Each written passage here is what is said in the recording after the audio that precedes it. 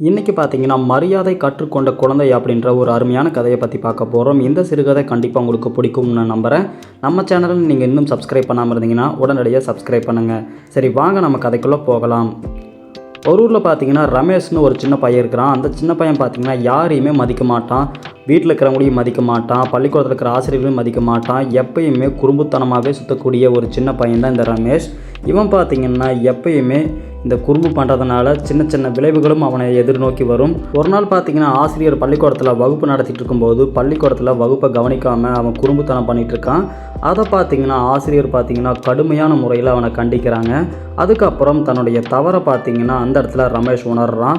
உணர்றதுக்கப்புறம் சார்கிட்ட பார்த்தீங்கன்னா, சார் என்னை மன்னிச்சிருங்கன்ற முறையில் அவன் கெஞ்சி கேட்குறான்.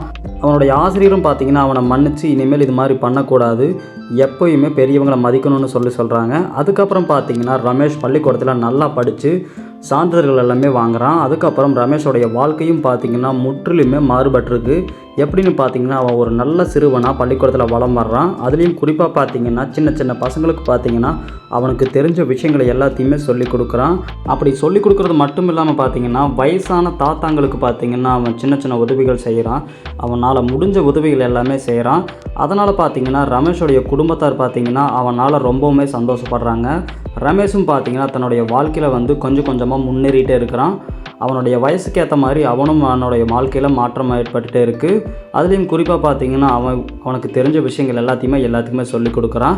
சரி, நமக்கு இந்த கதையிலிருந்து என்ன கிடச்சிருக்குன்னு பார்த்தீங்கன்னா, தவறு செய்வது மனிதனுடைய இயல்பு. ஆனால் அந்த தவறை உணர்ந்து திருந்தினா வாழ்க்கையில் ஒரு நல்ல பாதைக்கு செல்லலாம் என்பது தான் இந்த கதையினுடைய மைய கருவாகவே அமைஞ்சிருக்கு.